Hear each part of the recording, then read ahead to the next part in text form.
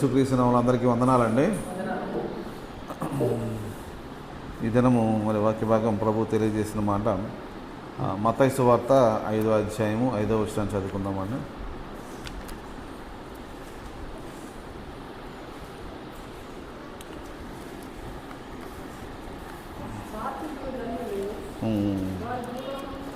వారు భూలోకమును స్వతంత్రించరు, సాత్వికులు ధన్యులు, వారు భూలోకమును స్వతంత్రించరు.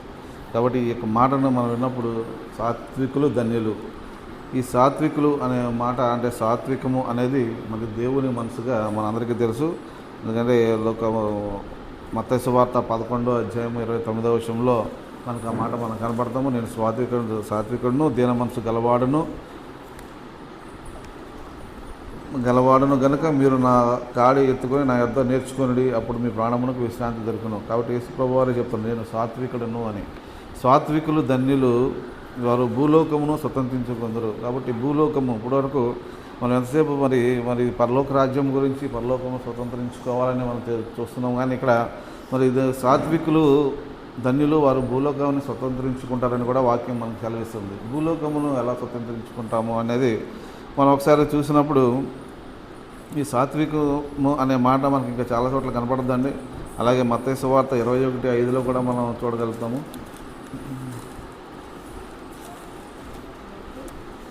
21:5 వచనంలో సాత్వికుడే గాడిద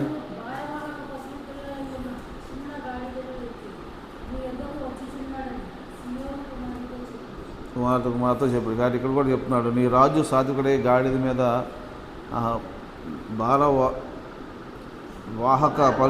వారవాహక పశువు పిల్లనే చిన్న గాడిద. కాబట్టి సాత్వికుడే గాడిద మీద ఎక్కినట్లుగా మనం చూస్తున్నాం.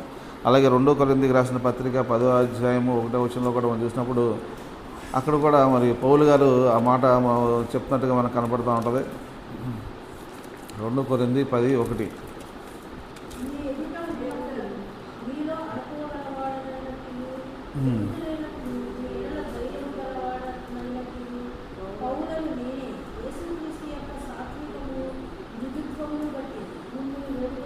మిమ్మల్ని వేడుకొనిచున్నాను. కాబట్టి దేని బట్టి వేడుకోనండి, ఇక్కడ సాత్వికమును మృదుత్వమును బట్టి మిమ్మల్ని వేడుకు. దేని బట్టి అంటే ఇక్కడ మీ ఎదుట ఉన్నప్పుడు మీలో అనుకోగలవాడైనట్టు, ఎదుట లేనప్పుడు మీ ఎడల ధైర్యం గలవాడైనట్టు పౌలను నేను. కాబట్టి ఇక్కడ దేని గురించి మాట్లాడతానంటే ధైర్యం గురించి మాట్లాడుతున్నాడు. అంటే సాత్వికము అనేది ఏంటంటే, సాత్వికం అంటే అదేదో బలహీనత అనేది, బలహీనుడు అని కాదు, కానీ దేవుని యొక్క బలము కలిగిన వాడు అనేది మనకి ఇక్కడ వాక్యంలో చూస్తున్నాం. ఎందుకంటే దేవుని గురించి, ఇది దేవునికి ఉన్న బలము. ఎందుకంటే ఆయనకున్న మనసు, సాత్వికుడు అనే మనసు అంటే మరి దేవుడు బలహీనుడు అంటే మరి ఆయన మనసు కలిగిన సాత్వికము అంటే మరి లోకానుసారంగా బలహీనులు అని మనం అనుకుంటాం. కానీ మరి బైబిల్ ప్రకారము దేవుని కలిగిన ఈ మనసును మనం చూసినప్పుడు ఇది బలము కలిగిన మనసు. అంటే ఇది బలము కలిగిన వారు. ఎలా బలము కలిగిన వారు అంటే ఇక్కడ మరి ఎందుకంటే దేవుడు మరి సైతాన్ని మాట్లాడినప్పుడు సైతాన్ని గద్దించగలిగాడు.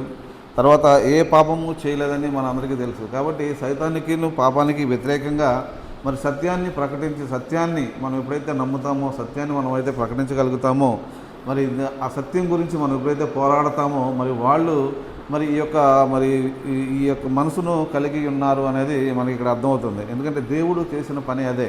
ఇక్కడ పౌలు గారు చెప్తున్న మాట కూడా అదే, నేను మీలో ఉన్నప్పుడు అనుకోగలవాడైనట్టు, ఎదురు లేనప్పుడు మీ ఎడల ధైర్యము గలవాడైనట్టు పౌలను నేను యేసుక్రీస్తు స్వాతిత్వమును మృదుత్వమును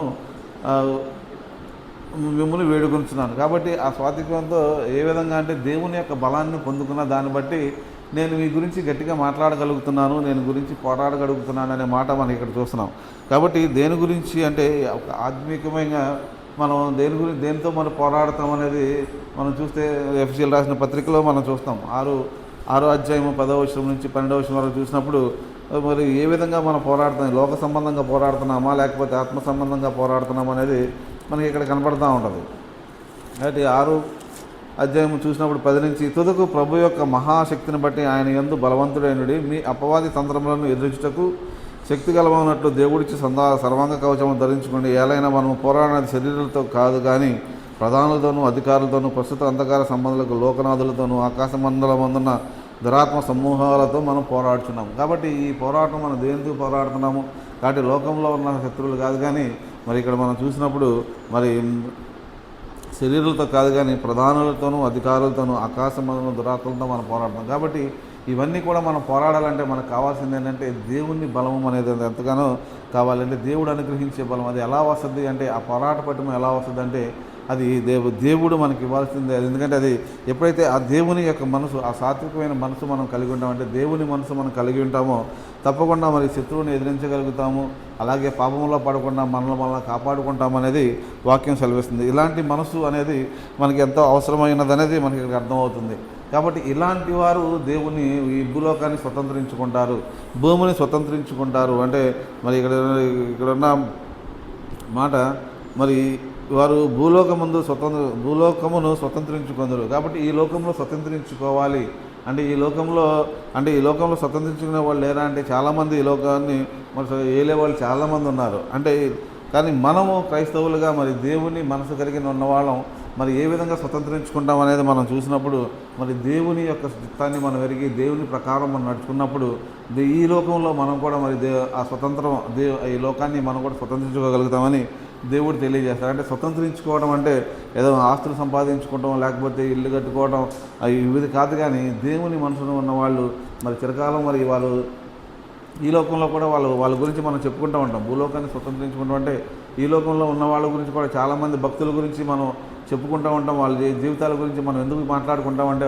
మరి అంటే వాళ్ళు ఆ విధంగా నడిచారు కాబట్టి, ఆ విధంగా ఉన్నారు కాబట్టి వాళ్ళు ఆ భూలోకాన్ని స్వతంత్రించుకున్నారు. మరి ఈ లోకంలో చూస్తే మరి చాలామంది నాయకుల గురించి మరి పాటల్లో మనం చదువుతూ ఉన్న చిన్నప్పటి నుంచి గాంధీ, నెహ్రూ వీళ్ళందరూ కూడా మరి ఈ భూమిని స్వతంత్రించుకున్నవారే. కానీ వాళ్ళు మరి ఈ లోకం వరకే కానీ మరి పరలోకానికి వచ్చేసరికి దేవుని మరి నీతిని ఎరగనివారు కాబట్టి వారికి మరి ఆ యొక్క ఇది లేదు. ఎందుకంటే సాత్వికులు భూమిని స్వతంత్రించారు కాబట్టి అంటే మరి వాళ్ళు సాత్వికంగా ఉన్నారంటే కాదు, కానీ ఈ లోకాన్ని వాళ్ళు ఏలేరు అంతవరకే. కానీ పరలోకానికి వచ్చేసరికి వాళ్ళకి ఇది అధికారం లేదు. కానీ ఇక్కడికి వచ్చేసరికి క్రైస్తవుడిగా మరి దేవుడు మనకి ఇచ్చిన గొప్ప అవకాశం ఏంటంటే ఈ లోకంలో మరి భూమిని స్వతంత్రించుకోవడంతో పాటు పరలోకాన్ని కూడా స్వాస్థ్యంగా దేవుడు మనకి ఇస్తానని చెప్పేసి మరి ఒక వాక్యం చూస్తున్నాం.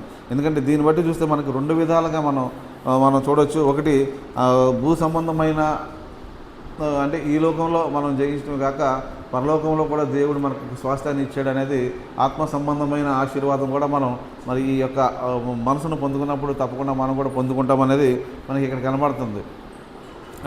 కాబట్టి భూలోకాన్ని స్వతంత్రించుకోగలగాలి అంటే భూలోకంలో మనకు ఇక్కడ పనే ఉంది, లేకపోతే ఇక్కడ ఏముంది, ఇక్కడ కొనుక్కుంటాం ఏముంది, ఇక్కడ అది కాదు. కానీ ఇక్కడ ప్రభువు చెప్పే మాట ఏంటంటే మరి భూలోకాన్ని స్వతంత్రించుకుంటే దేవుని కొరకు నిలబడినప్పుడు, దేవుడి పక్షాన మనం నిలబడినప్పుడు, ఆ సత్యం పక్షాన మనం దేవుని యొక్క సత్యాన్ని మనం ప్రకటించినప్పుడు మరి అనేకులు మరి ఈ రోజున మనం చూస్తూ ఉంటాం.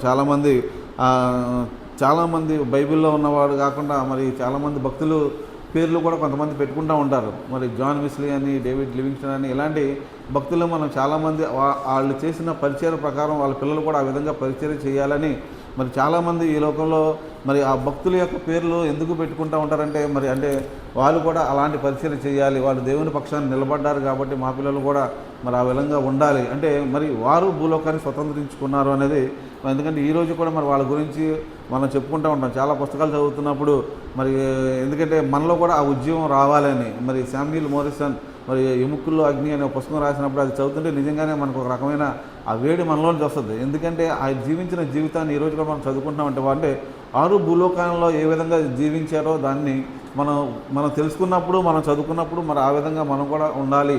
అంటే ప్రభువు మనసు వారు ఎరిగి వాళ్ళు జీవించారు కాబట్టి ఈరోజు వాళ్ళు ఇంకా అంటే భూలోకంలో ఇంకా బ్రతికి ఉన్నారంటే ఈ లోకంలో అంటే భూమిని స్వతంత్రించుకున్నారు అని చెప్పుకోవడానికి మరి ఇలాంటి భక్తులు చాలామంది ఉన్నారు. కాబట్టి ఈరోజు దేవుడు మనతో చెప్తున్నమాట, సాత్వికులు ధన్యులు భూలోకమును స్వతంత్రించుకుందరు. కాబట్టి మనం కూడా ఈ లోకంలో మనం కూడా ఈ లోకాన్ని స్వతంత్రించుకోవాలంటే మన జీవితం కూడా ఎలా ఉండాలంటే మరి దేవుని మనసు కలిగి ఉండడమే కాక దేవుని మనసు కలిగి ఉండటము మరి అదే కాకుండా మరి శత్రువులతో అంటే కలిగి ఉండటం ఒకటే కాదు, కానీ కలిగి ఉన్న వాళ్ళు ఏం చేయాలంటే మరి ఆ శత్రువులతో పోరాడాలి, దేవుని పక్షాన్ని నిలబడాలి, సత్యానికి మరి స్తంభంగా నిలబడాలని మరి వాక్యంలో మనం చూస్తున్నాం. ఆ విధంగా ఉన్నప్పుడే మరి ఈ విధంగా స్వతంత్రించుకుంటారు అనేది మనకి ఇక్కడ అర్థమవుతుంది. ఇంకా పూర్తిగా 37వ కీర్తనలో మొత్తం అంతా కూడా మరి భూమిని స్వతంత్రించుకుందరు అనే మాట మనకు 4 సార్లు కనబడుతుంది.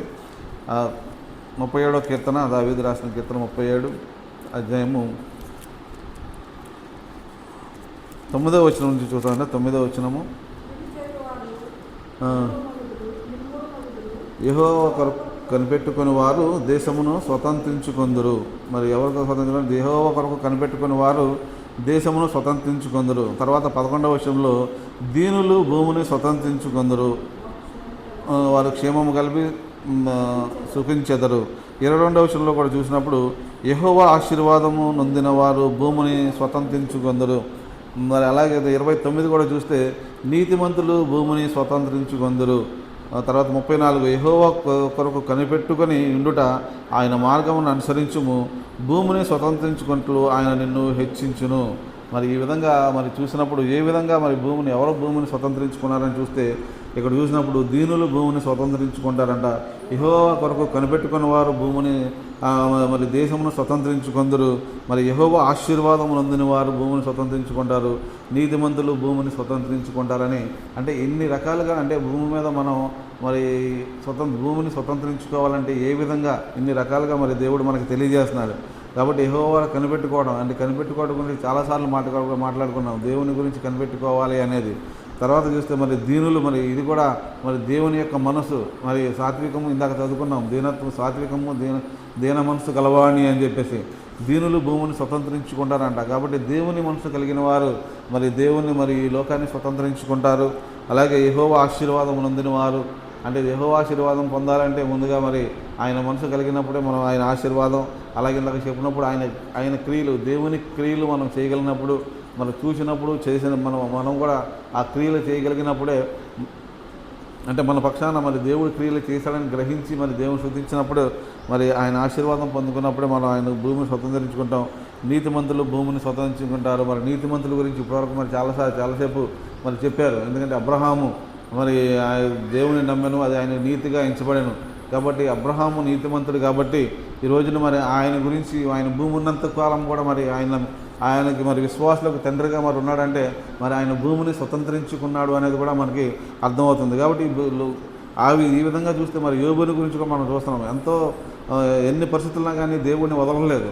ఎందుకంటే ఈరోజు కూడా మరి ఆయన గురించి మనం మాట్లాడుకుంటున్నాము, అనేక మరి చెప్పుకుంటున్నాము. అంటే మరి ఆయన కూడా మరి ఇప్పుడు ఈరోజు కూడా ఆయన యొక్క విశ్వాసం సాధించకుండా మరి దేవుని పక్షాన ఎలాంటి పరిస్థితి ఉన్నా కానీ దేవుని పక్షాన్ని నిలబడ్డాడు. కాబట్టి ఆయన మరి భూమిని స్వతంత్రించుకున్నాడని మన మాట మనం చెప్పగలుగుతాం.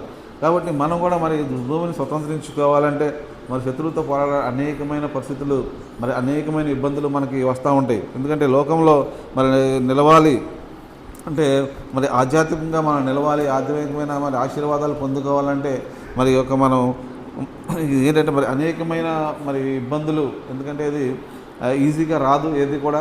ఎందుకంటే మనం నిలబడాలంటే మరి మన చుట్టాలే మన శత్రువులుగా మారుతారు, లేకపోతే మనకు అనేకమైన నిందలు, అవమానాలు మరి ఇలాంటివన్నీ కూడా వచ్చినప్పుడు అంటే వారి మీద ఎదురాడకుండా నిజంగా దేవుని దగ్గరికి వచ్చి పోరాడి ప్రభా ఇలాంటివన్నీ కూడా అంటే భరించగలగాలి. శ్రమలో అది ఎప్పుడు వస్తూనే ఉంటాయి కాబట్టి వాటిని భరించగలగాలి అనేది ప్రభు తెలియజేస్తున్నారు. శ్రమలు రాకుండా అయితే మనం మరి ఆ విధంగా దేవునికి సమీపంగా వెళ్ళాం. ఎందుకంటే లోకంలో మరి శ్రమలు వచ్చినప్పుడే దేవుని వెతుకుతాం. కాబట్టి అలాంటివన్నీ వచ్చినప్పుడే నీతిమంతులుగా దేవుడు మరి అంటే నీతిమంతులు అవ్వాలి అంటే మనం అవన్నీ కూడా మనం పొందుకోవాలి, దేవుని కొరకు మనం కనిపెట్టుకోవాలని మరి వాక్యంలో మనం చూస్తున్నాం. కాబట్టి ఇవన్నీ కూడా ఆధ్యాత్మికంగా మనం ఆ యొక్క దేవుని చేతి కింద బలిష్ఠులు కావాలంటే తప్పకుండా మనందరం కూడా మరి దేవుని మాట ప్రకారము దేవునికి లోబట్టము, ఆయన చిత్త ప్రకారం నడవటము, ఆయన మనసును ఎరిగి మనం నడుచుకోవటం, ఆయన మనసును మనం సొంతం చేసుకోవటం, ఇవన్నీ కూడా ఎప్పుడైతే మనం చేయగలుగుతామో మరి మన భూమిని స్వతంత్రించుకుంటాం, ఆత్మ సంబంధమైన ఆ యొక్క స్వాస్థ్యాలు కూడా మనం పొందుకోగలుగుతామనేది మరి వాక్యంలో సెలవిస్తుంది. కాబట్టి వాక్యంలో ఈ యొక్క వారసత్వాన్ని మనం పొందుకోవాలంటే తప్పకుండా మరి భూమిని స్వతంత్రించుకోవాలి. ఎందుకంటే ఎంతసేపు మనం నిత్య జీవం కొరకే మనం చూస్తూ ఉంటాం, కానీ మనకు తెలియకుండానే మరి ఈ భూమి మీద మనం చేసే క్రియలను బట్టి మనం అక్కడికి వెళ్తాం. ఎందుకంటే ఆ యొక్క స్వాస్థ్యాన్ని మనం పొందుకోగలుగుతాం.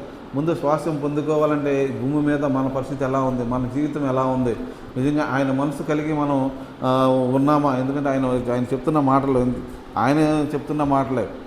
ఎందుకంటే భూమి మీద ఆయన విశ్వసించిన వారే మరి దేవుని విశ్వసించిన వారే దేవుని క్రియలు నమ్ముతారని మరి వాక్యంలో ఇందాక మనం చదువుతున్నాం. అంటే దేవుని నిజంగా మనం నమ్మి ఆయన క్రియల మీద విశ్వాసం ఉంచుతున్నామా, ఆయన మీద విశ్వాసం ఉంచుతున్నామా అనేది మనం ఒకసారి ఆలోచించుకుని, ఎందుకంటే అవి దేవుణ్ణి నమ్మకుండా మనం ఏమీ చేయలేం. కాబట్టి ఈ లోకాన్ని స్వతంత్రించుకోవాలి, భూమిని స్వతంత్రించుకోవాలన్నా దేవుడు మన పక్షాన మనకి ఆ యొక్క మనసు కావాలన్నా తప్పకుండా మరి మనం అలాంటి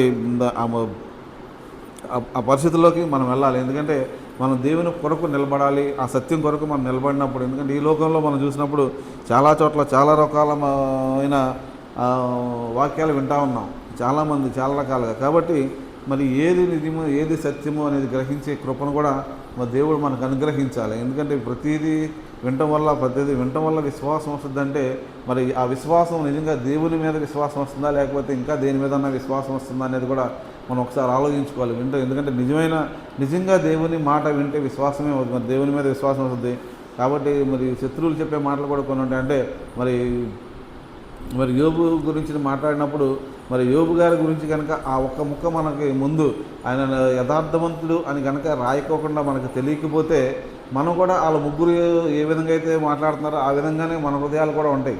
కాకపోతే మనకు ముందుగానే దేవుడు ఒక మాట మరి ఆయన యథార్థవంతుడు నీతిమంతుడు అని రాశాడు కాబట్టి మనం యోబు గారి గురించి మాట్లాడే మాటలు తప్పుగా మనకు అర్థమవుతున్నాయి. కానీ లేదంటే మరి అలాంటి మాటలు, ఎందుకంటే ప్రతి ఒక్కరు కూడా అలాంటి మాటలే మాట్లాడుతూ ఉంటారు. ఎందుకంటే ఓదార్పు మాటలు మాట్లాడటం అనేది ప్రతి ఒక్కరికి అలవాటు కాబట్టి ఇది మనకి హెచ్చరికగా మనం తీసుకుని ఎలాంటి వారితో మనం స్నేహం చేస్తాం, ఎలాంటి వాక్యాలు మనం వింటున్నాం, ఏ విధంగా ఉన్నాం, నిజంగా ఇది దేవుని దగ్గర నుంచి వచ్చిందా లేకపోతే వీళ్ళు సొంతగా చెప్తున్నారా, సొంత ఆలోచన ప్రకారమా అనేది ఒకసారి ఆలోచించుకుని మరి వాక్యం విన్నప్పుడు కూడా చాలా జాగ్రత్తగా మనం ఉండాలి. ఎందుకంటే దేవుని మనసు మనం కలిగి ఉండాలంటే దేవుడు చెప్పే మాటలు మనం ఎప్పుడైతే మనం స్వీకరించగలుగుతామో మరి దాని ప్రకారమే మన స్థితి మారదు, మన మనసు మారదు. అలాగే ఇక్కడ చెప్తున్నారు దీనులు భూమిని స్వతంత్రించి బహుక్షేమంగా ఉంటారు. మరి నీతిమంతులు భూమిని స్వతంత్రించుకుని వారిని దానిలో నిత్యము నివసించెదరు. మరి ఈ విధంగా మరి ఇక్కడ నివసించాలి అంటే ముందుగా దేవుని యొక్క హృదయాన్ని మనం ఎరిగి దాని ప్రకారం జీవించినప్పుడు తప్పకుండా దేవుడు మరి ఈ విధంగా సహాయం చేస్తాడనే విషయాన్ని మనం జ్ఞాపకం చేసుకొని ఆ యొక్క మనసు కొరకు, దేవుని మనసు కొరకు మనం తప్పకుండా మనం ప్రయాసపడాలి అనేది మరి వాక్యంలో మనం చూస్తున్నాం. అలాగే మరి పేతురు రాసిన పత్రిక మొదటి పత్రిక 2వ అధ్యాయాన్ని కూడా మనం చూసినప్పుడు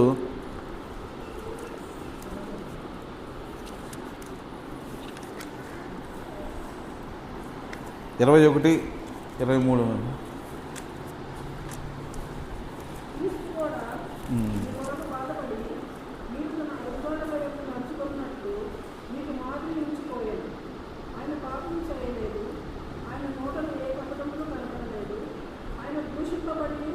బదులు దూషింపలేదు.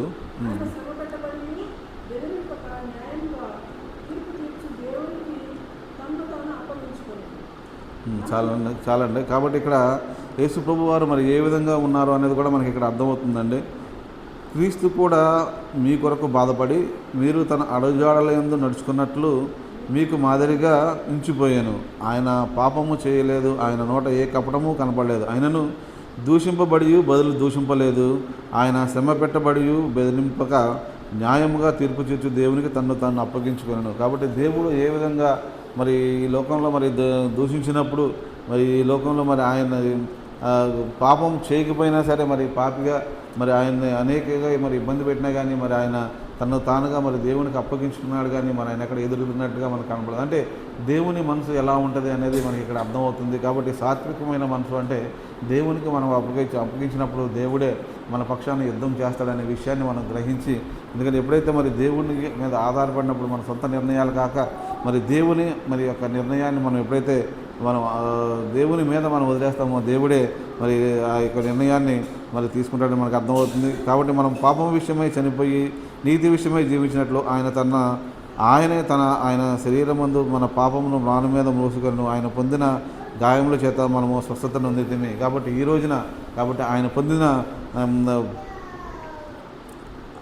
పొందిన గాయముల చేత మనకు స్వస్థత కలిగింది. కాబట్టి మరి ఆయన మన కొరకు చనిపోయాడు, మన పాపముల కొరకు చనిపోయాడు. అదే కాక ఆయన గాయముల చేత మనకి నిజంగా మరి శారీరక స్వస్థత, ఆత్మీయ స్వస్థత మనం పొందుకుంటున్నామంటే అది కేవలం ఆయన మనసు ఎలాంటిది అనేది మనం గ్రహించుకోవాలి.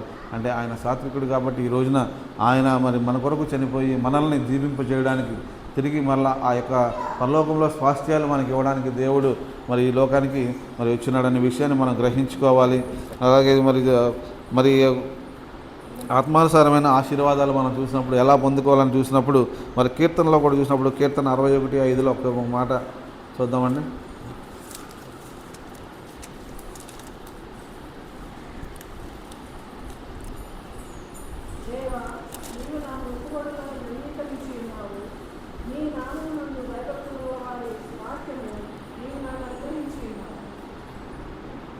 ఆ, 61:5నండి. 61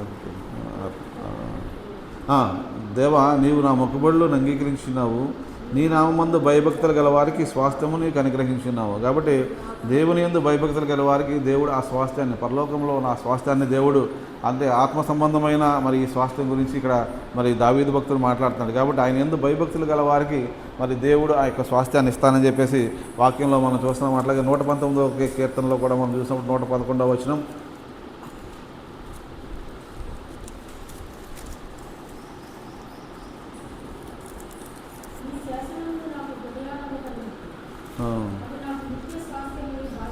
భావించుచున్నాను.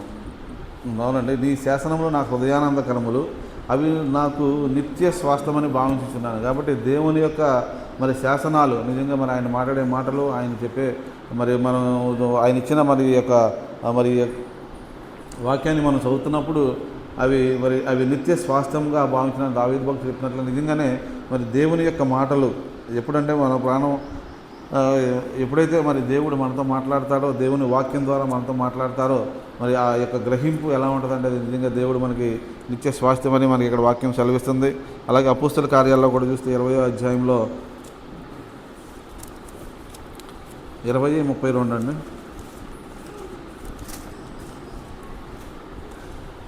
ఇప్పుడు దేవునికి ఆయన కృపావాక్యమును మిమ్మల్ని అప్పగించుచున్నాను, ఆయన మీకు క్షేమాభివృద్ధి కలుగజేయుటకు పరిశుద్ధపడ్డవారిలో స్వాస్థ్యము అనుగ్రహించుటకు శక్తిమంతుడు.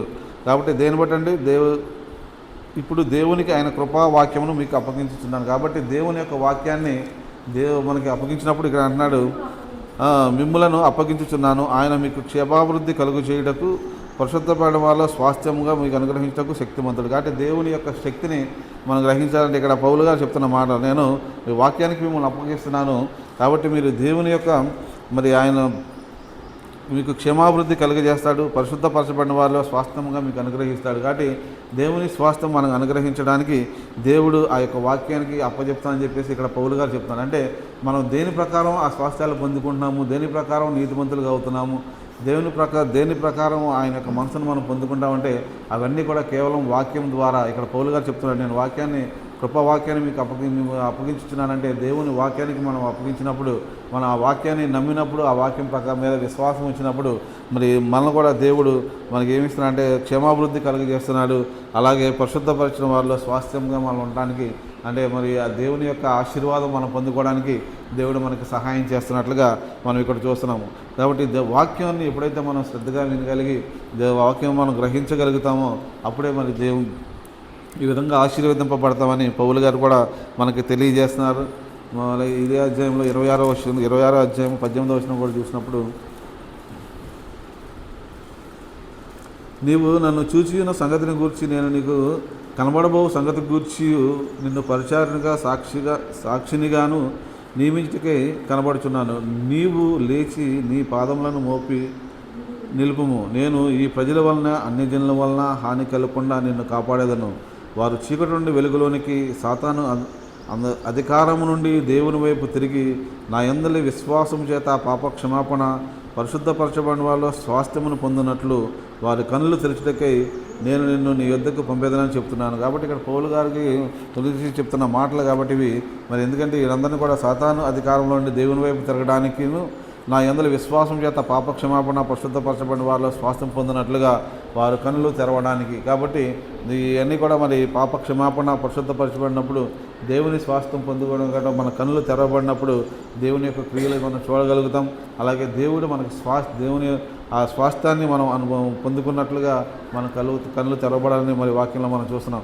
కాబట్టి ఆ చీకట్లో నుంచి వెలుగులోనికి, సాతార అంధకారంలో నుంచి మరి దేవుని వైపు తిరిగినప్పుడు దేవుడు తప్పకుండా ఆ యొక్క స్వాస్థ్యాన్ని మనకు అనుగ్రహిస్తాడని మరి పౌలు గారు మరి ఆ యొక్క కొద్దిగా రాసిన పత్రికతో మనతో మాట్లాడుతున్నారు. కాబట్టి మన జీవితాల్లో మన ఏ విధంగా ఉన్నాయి కాబట్టి ఇంకా మనం ఎలా ఉన్నామనేది మనం గ్రహించి దేవుని యొక్క మనసును మనం పొందుకుంటే ఈ భూలోకంలోనే కాదు, భూలోకంలో మరి మనం పరలోకం గురించి మనం ఆలోచిస్తూ ఉంటాం. కాబట్టి భూలోకంలో కూడా మనం భూమిని స్వతంత్రించుకున్నప్పుడు మరి ఆటోమేటిక్గా ఆత్మ సంబంధమైన మరి ఆ పరలోకం యొక్క ఆ స్వాస్థ్యాలు కూడా మనం పొందుకోగలుగుతామని వాక్యం సెలవిస్తుంది. కాబట్టి ఇక్కడ మన నడక ఎలా ఉంది కాబట్టి దేవుని మనసు ఎరిగి మనం నడుచుకున్నప్పుడు తప్పకుండా మన దేవుడు మన ఈ లోకంలోనే కాదు పరలోకంలో కూడా ఆశీర్వాదం ఇస్తానని మనకు తెలియజేస్తున్నాడు. కొలసీలు రాసిన పత్రికలో కూడా మొదటి అధ్యాయము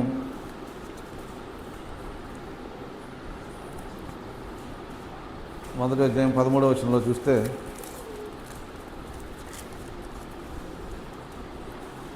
ఆయన మనల్ని అంధకార సంబంధమైన అధికారం నుండి విడుదల చేసి తాను ప్రేమించి తన కుమారుని యొక్క రాజ్య నివాసులుగా చేసెను. ఆ కుమారుని యందు మనకి విమోచన అనగా పాపక్షమాపణ కలుగుచున్నది. కాబట్టి విడుదల చేసి తాను ప్రేమించి తన కుమారుని యొక్క రాజ్య నివాసులుగా చేశాను. కాబట్టి ఇవన్నీ కూడా మనం దేవుని యొక్క విశ్వాసం ద్వారా ఇందాక చెప్పినట్లుగా మరి విశ్వాసము నిజంగా విశ్వాసం ఉంటేనే మన క్రియలు చేయడమే కాదు కానీ పాప క్షమాపణ కూడా పొందుతాము. మనం అది చీకటి అంధకార శక్తుల నుంచి మనం విడిపించబడాలంటే దేవుని మీద విశ్వాసము నమ్మకము ఉన్నప్పుడే ఇవన్నీ కూడా జరుగుతాయి. మరి అలాగే మరి భూమిని కూడా స్వతంత్రించుకుంటామనే మాట కూడా మనకి ఇక్కడ కనబడుతుంది. అలాగే 3 కొలసీలు రాసిన పత్రిక 3:24 చూసినప్పుడు ప్రభు వలన స్వాస్థ్యము ప్రతిఫలముగా పొందుదామని ఎరుగుదురు గనక మీరేమీ చేశాను అది మనుషుల నిమిత్తము కాక ప్రభువు నిమిత్తమని మనస్ఫూర్తిగా చేయడి. మీరు ప్రభువైన క్రీస్తులకు దాసులై ఉన్నారు. కాబట్టి ఏం చేసినా మనుషుల కొరకు కాదు కానీ దేవుని కొరకు చేయండి అనే మాట మనం ఇక్కడ చూస్తున్నాం. అంటే దేవుని కొరకు చేయడం అంటే అదే మరి దేవుని క్రియ అనేది మనకి ఇక్కడ అర్థమవుతుంది. కాబట్టి ప్రభువు వలన స్వాస్థ్యము ప్రతిఫలముగా ఆ యొక్క పరలోకాలను మనం ప్రతిఫలముగా పొందాలంటే మనం చేయాల్సింది అంటే దేవుని కొరకు మనం నిలబడాలి, దేవుని కొరకు మనం చేయాలి అనే మాట మరి ఇక్కడ కొలసీయులకి మరి పౌలు గారు రాసిన మాటలు. కాబట్టి ఈ విధంగా మరి మనం ఏం చేసినా కానీ ప్రభువు కొరకు మనం చేయాలి. ప్రభువు కొరకు మనం ఏం చేస్తున్నాము, నిజంగా ప్రభువు కొరకు మనం ఎవరికైనా మాటలు చెప్తున్నామా, ప్రభువు కొరకు మనం నిలబడ్డామా, ఇవన్నీ కూడా మనం ఒకసారి ఆలోచించుకుని ప్రభువు కొరకు చేసినప్పుడే ఆయన స్వాస్థ్యానికి మన ప్రతిఫలంగా దేవుడు ఇస్తానని మరి ఇక్కడ దేవుడు మనకు మాట ఇస్తున్నాడు. ఎందుకంటే మీరు ప్రభు అయిన క్రీస్తుకు దాసులై ఉన్నారు. కాబట్టి మనం ఏ దాస్యత్వం కిందామంటే మరి ఉన్నామో ఆలోచించుకుని ప్రభు కొరకు మనం నిలబడాలని ప్రభు మనకు తెలియజేస్తున్నారు. కాబట్టి ఈ విధంగా మరి దేవుని యొక్క మనసును ఎరిగి దేవుని కొరకు మనం నిలబడాలని ప్రభు మనకు తెలియజేస్తున్నారు. అలాగే పేతురు రాసిన మొదటి పత్రిక 1:4 కూడా మనం చూసినప్పుడు మన ప్రభువు యేసుక్రీస్తు తండ్రి అయిన దేవుడు స్తుతింపబడును గాక, మృతుల్లో నుండి యేసుక్రీస్తు తిరిగి లేచడం వలన జీవంతో కూడిన నిరీక్షణ మనం కలిగినట్లు ఆయన అక్షయమైనది, నిర్మలమైనది, వాడబానది స్వాస్థ్యము మనం కలిగినట్లు ఆయన తన విశేష కనికరము చొప్పున మనలను మరలా జన్మింపజేసెను. కాబట్టి మరలా ఎందుకు నూతన జన్మ అనుభవంలోకి ఎందుకు వచ్చాము అనేది మనం ఇక్కడ చూస్తే ఆయన స్వాస్థ్యము మనకు కలిగినట్లు వాడబారని అక్షయమైనది, నిర్మలమైనది, వాడబారని స్వాస్థ్యము మనకు కలిగినట్లుగా మరి ఆయన మన కొరకు విశేష కనికరం చొప్పున మనలను మరలా జన్మింపజేశాను. కాబట్టి మరలా నూతన జన్మ అనుభవం అంటే మరి అది ఆ స్వాస్థ్యం పొందుకోవటం అనేది మనకి ఇక్కడ కనబడుతుంది. కాబట్టి దేవుని యొక్క మనసు కలిగినప్పుడు మరి ఈ విధంగా మరి ఆ యొక్క స్వాస్థ్యాలు మనం పొందుకుంటాము. అలాగే దేవుడు మనసును కూడా మనం గుర్తెరిగి మరి ఈ లోకాన్ని మరి దేవుడు చెప్తున్నాడు, ఈ లోకాన్ని భూమిని స్వతంత్రించుకోవాలి. అలాగే పరలోకంలో నీకు ఆ స్వాస్థ్యం కలుగుతుంది. ఎందుకంటే ఈ లోకంలో ఎప్పుడైతే మనం ఆశీర్వదించబడతామో మరి పరలోకంలో కూడా ఆ స్వాస్థ్యం మనం పొందుకుంటామని మరి వాక్యంలో సెలవిస్తుంది. కాబట్టి సాత్వికులు ధన్యులు భూలోకమును స్వతంత్రించుకుందరు అనే మాటను అదే ఈ లోకంలో మనం ఎలా జీవించాలని మనం యొక్క మరి ఆయన యొక్క మనసరికి మనం జీవించాలని మరి ప్రభు తెలియజేస్తున్నారు. కాబట్టి ఈ లోకంలో కూడా మనం మరి వీళ్ళు దేవుని బిడ్డలు, వీళ్ళు దేవుని పనివారై ఉన్నారు అని మరి ప్రతి ఒక్కరు కూడా మనం అనిపించుకోవాలి. ఎందుకంటే భూమిని స్వతంత్రించుకోవాలంటే మరి నిజంగా భక్తులు చేసిన మరి ఈరోజు మరి భక్తులను మనం ఎందుకు వారి గురించి చెప్పుకుంటున్నామంటే మరి వారు చేసిన మరి పరిచర్యలు కానీ వారు చేసిన క్రియలు కానీ మరి ఈ రోజున మరి సాధు సుందర్ సింగ్ గారి గురించి ఇప్పటికీ ఆయన చనిపోయి మరి ఎన్నో సంవత్సరాలు అయిపోయింది. అయినా కానీ ఇప్పటికీ ఆయన పుస్తకం కనపడితే చదువుతాం. అదొక ఎంతో మరి గౌరవంగా ఎందుకు చదువుతామంటే ఆయన చేసిన సేవ గురించి మనం ఇప్పటికీ, ఎందుకంటే వాళ్ళందరూ కూడా భూమిని స్వతంత్రించుకున్న వాళ్ళు. కాబట్టి మా విధంగా మనం కూడా మన కుటుంబాలకి మన తరతరాలు మనం చెప్పుకోవాలంటే మరి ఈ విధంగా మనం ఎప్పుడైతే దేవుని కొరకు నిలబడ్డామో అది మన బిడ్డలకు ఆశీర్వాదకరంగా ఉంటుంది. కాబట్టి మరి అలాంటి ఆశీర్వాదం మనం పొందుకోవాలంటే తప్పకుండా ఈ లోకంలో కూడా మరి దేవుని పని చేయడానికి, దేవుని మాటలు చెప్పడానికి, దేవుని పనిలో నిమగ్నం అవ్వడానికి మరి మనందరూ కూడా దేవుని వైపు మనసు ఉండాలి. ఆయన మనసును మనం పొందుకోవాలని ప్రభు పేరిట కోరుకుంటూ దేవుడి వాక్యం దీవించును గాక.